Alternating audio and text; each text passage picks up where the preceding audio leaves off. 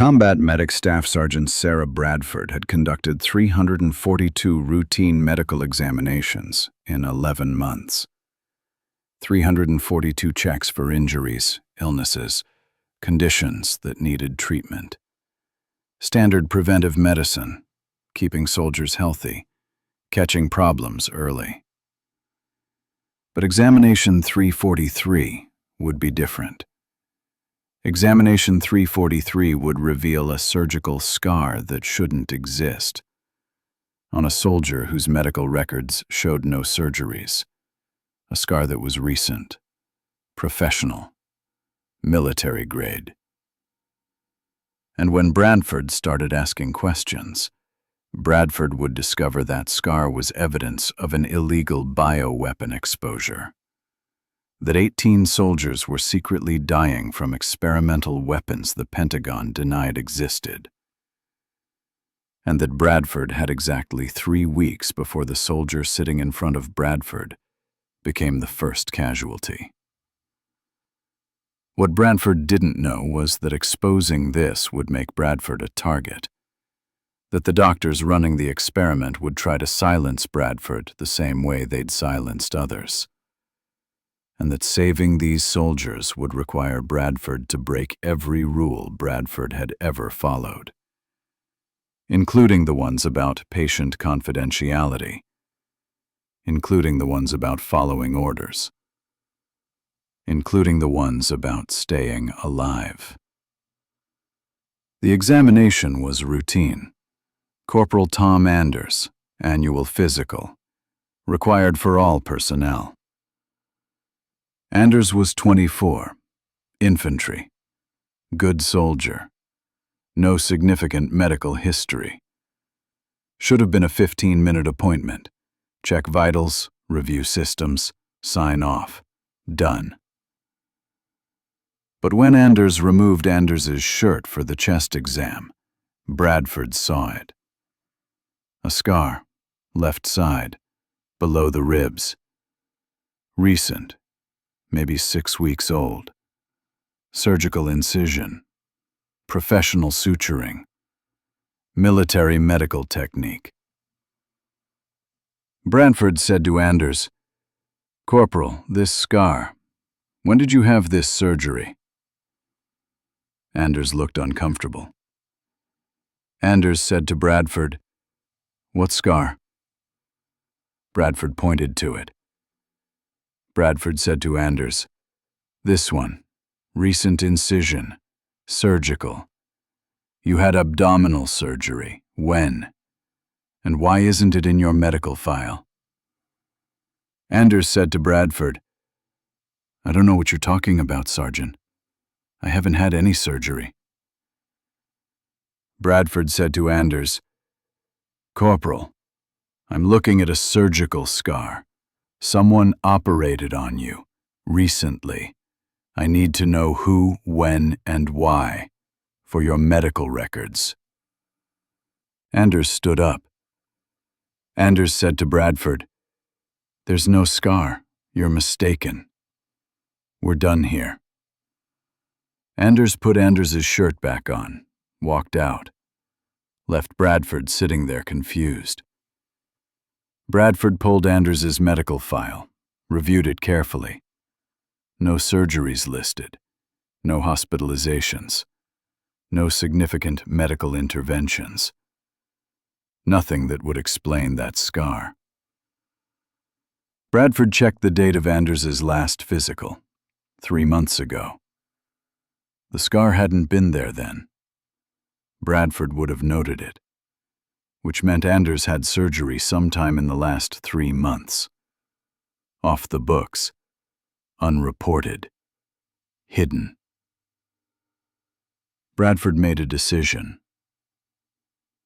Bradford would investigate, quietly, find out what happened to Anders, why Anders had secret surgery, who performed it, and why it was being hidden.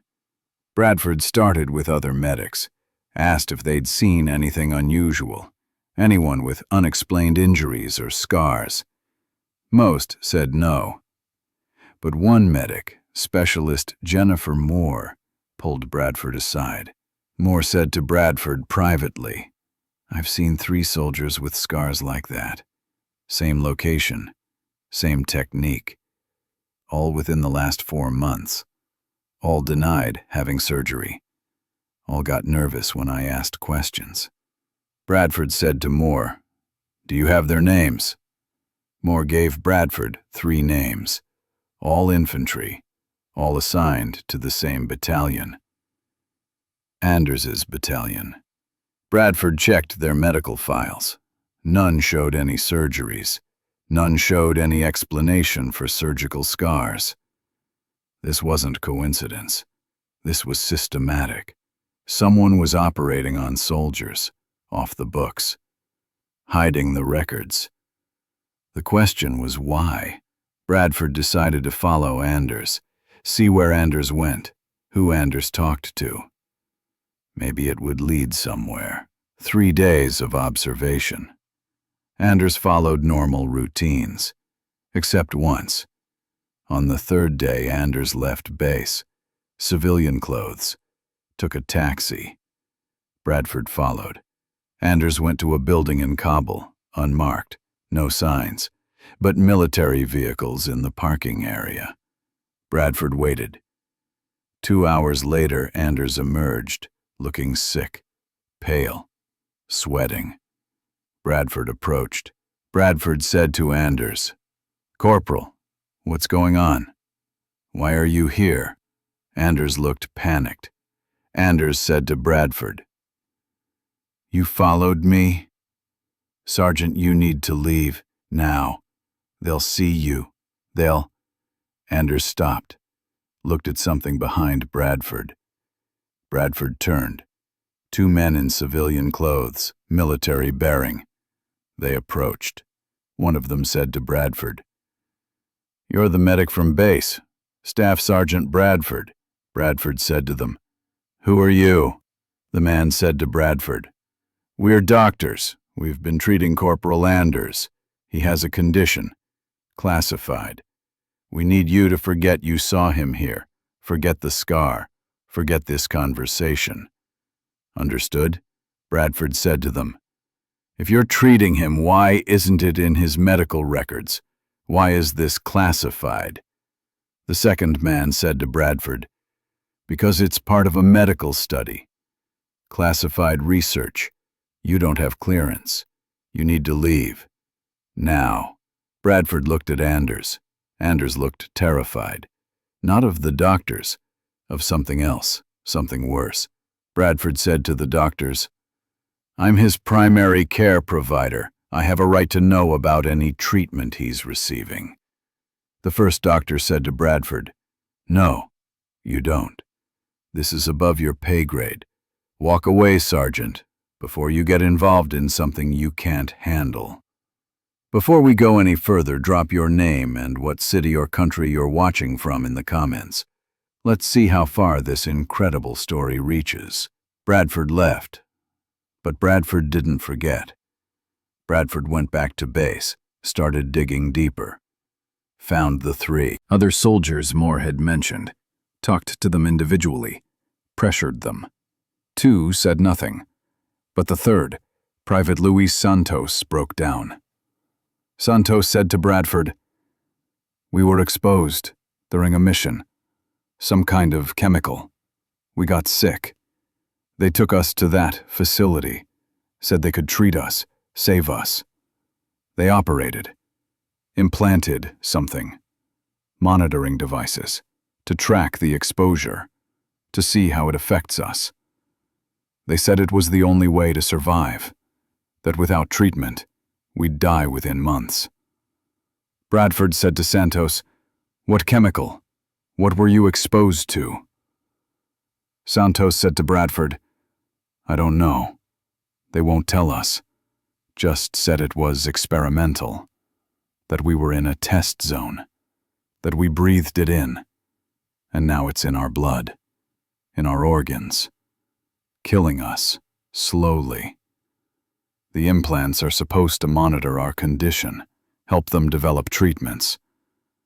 But Sergeant, I don't think they're trying to save us.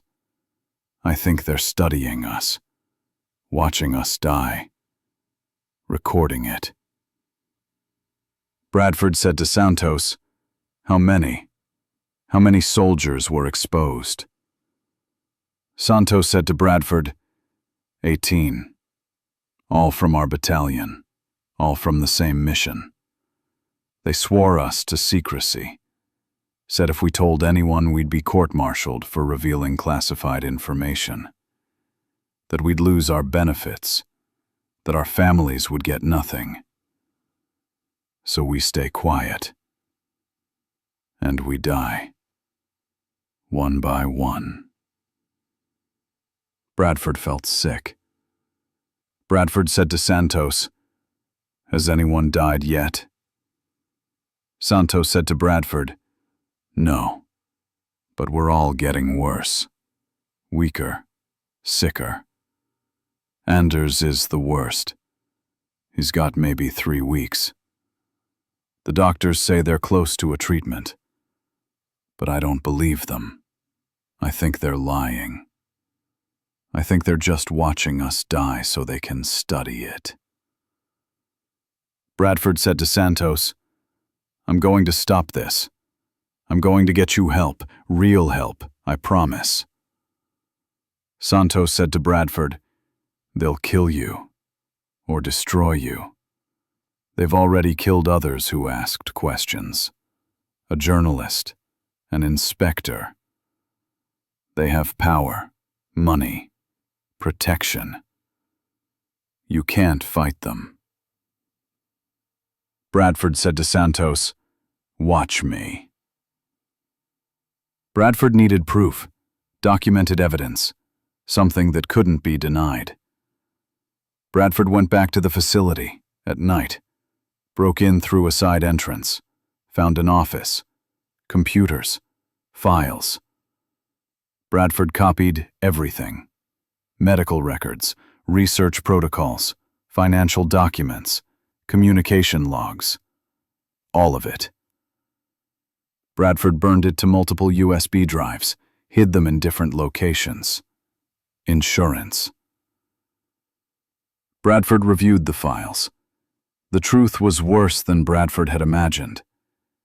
The 18 soldiers had been deliberately exposed during a classified operation, a test of an experimental bioweapon, American-made, designed to incapacitate enemy forces without leaving traditional evidence. Aerosol dispersal, targets nervous system, causes progressive organ failure over weeks. Looks like natural disease, untraceable. Perfect weapon, except it needed testing, field testing, on human subjects. So the Pentagon had authorized a field test in a remote Afghan valley, told a platoon to secure the area, released the bioweapon, exposed the soldiers, then monitored them. Implanted tracking devices during treatment surgeries, watched them deteriorate, recorded every symptom, every stage, building a database for future military use. And when the soldiers died, it would be listed as mysterious illness, combat stress, nothing suspicious, no investigation, just 18 casualties that would further the research. Bradford had evidence of everything: war crimes, illegal weapons testing, human experimentation without consent, murder, all authorized at the highest levels, all protected by classification and secrecy. Bradford had to expose it, but going through military channels would get Bradford killed. Going to media might get the story buried. Bradford needed someone with power, with reach, with the ability to force accountability. Bradford contacted a senator, Senator Patricia Mills, known for military oversight, for holding the Pentagon accountable. Bradford sent the evidence through encrypted channels, included a detailed report, asked for help, for protection, for justice, and waited. 3 days later, Bradford was arrested. Charges: theft of classified information, unauthorized access to secure facilities, espionage. Bradford was held in military detention, interrogated, threatened. The doctors who'd run the experiment wanted Bradford silenced, wanted the evidence back, wanted the whole thing buried. But Bradford had been smart. Bradford had sent copies to multiple people: journalists, lawyers, human rights organizations, all timed to release automatically if Bradford didn't check in daily. Bradford told the interrogators, told them the evidence was already out there, told them silencing Bradford wouldn't stop the exposure, would only confirm it. The interrogators backed off. 4 days later, Senator Mills arrived. Mills had received the evidence, had verified it independently, had launched a congressional investigation. The story broke. Front-page news, international outrage, the bioweapon program, the human testing, the 18 dying soldiers, all of it exposed. The response was immediate. Military investigators, FBI, international war crimes prosecutors. The facility was raided, the doctors arrested. The Pentagon officials who'd authorized it were identified. All faced charges, criminal charges, war crimes, conspiracy, murder. And the 18 soldiers? They received treatment, real treatment, from independent medical experts, specialists in toxicology, in experimental weapons. The prognosis wasn't good. The bioweapon had caused significant damage. But with proper care, 16 of them survived. 2 died. Their organs had failed too far.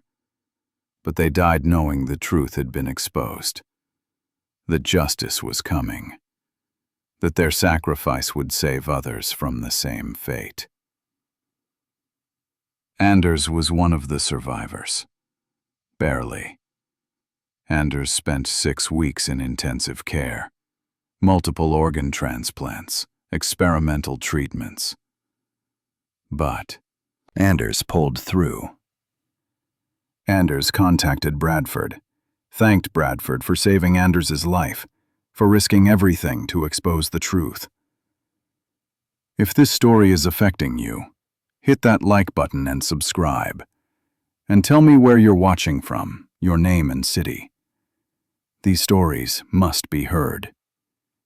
Anders said to Bradford, "You destroyed your career for us, got arrested, charged with crimes.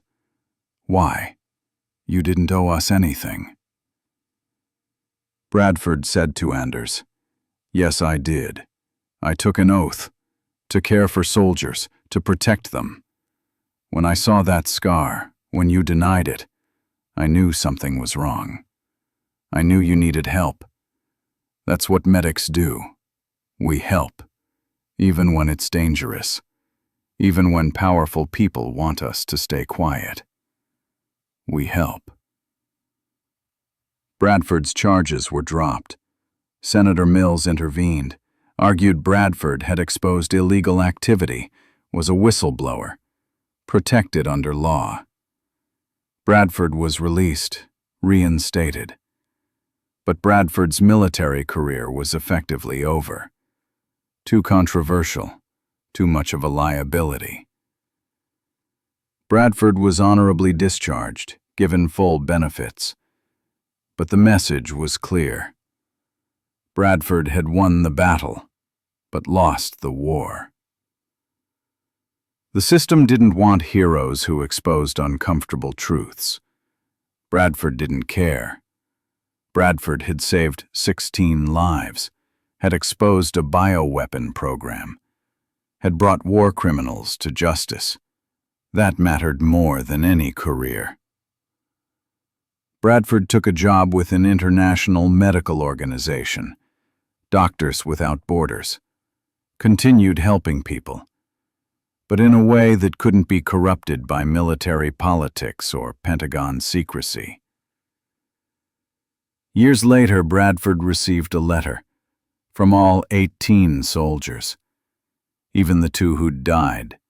Their families signed for them. The letter thanked Bradford for noticing, for investigating, for refusing to stay quiet, for risking everything to save them. The letter said Bradford was a hero, the kind of hero who doesn't wear medals or get parades, the kind who does what's right because it's right, regardless of cost. Bradford kept that letter, read it when Bradford doubted whether exposing the truth had been worth losing Bradford's career, worth being arrested, worth being marked as a troublemaker. The letter reminded Bradford, yes, it was worth it. 16 people were alive. 2 families had truth instead of lies. A bioweapon program was shut down. Justice was served. The Pentagon officials involved? 3 were convicted, received prison sentences. 5 others were forced to resign. The bioweapon program was officially terminated, all research destroyed. New oversight was implemented to prevent future human experimentation. The system changed. Not enough, not completely, but better. Because one medic had noticed a scar and refused to ignore it. That scar on Anders's abdomen became the thread that unraveled everything. One surgical incision. One question. One medic who wouldn't accept a lie. That's all it took to expose a conspiracy that had killed 2 people and nearly killed 16 more. That's all it took to prove that sometimes the smallest details matter most, that paying attention saves lives, that asking questions, even uncomfortable questions, is part of the oath. Bradford never forgot that examination. Never forgot the moment Bradford saw that scar and knew something was wrong. Never forgot the choice to investigate instead of ignore. That choice defined Bradford, defined what it meant to be a medic. Not just treating injuries, but protecting soldiers, even from their own command, even from their own government, even from the people who were supposed to protect them. That was Bradford's legacy. Not the discharge, not the arrest, not the controversy, but the 16 lives saved, the 2 deaths given meaning. The program shut down, the justice served. That was what mattered. That was what endured. That was worth everything. And somewhere, in 18 military personnel files, there were notes about a medic who'd noticed something wrong, who'd investigated, who'd cared enough to risk everything, who'd proven that one person paying attention could change everything, could save lives, could stop evil, could win against power and secrecy and corruption. That was enough. It would always be enough. Bradford had seen a scar, had asked a question, had followed the evidence, had exposed the truth. And because of that, people lived. Criminals were punished. Systems changed. The world became slightly better, slightly safer, slightly more just. One scar, one question, one medic who refused to look away.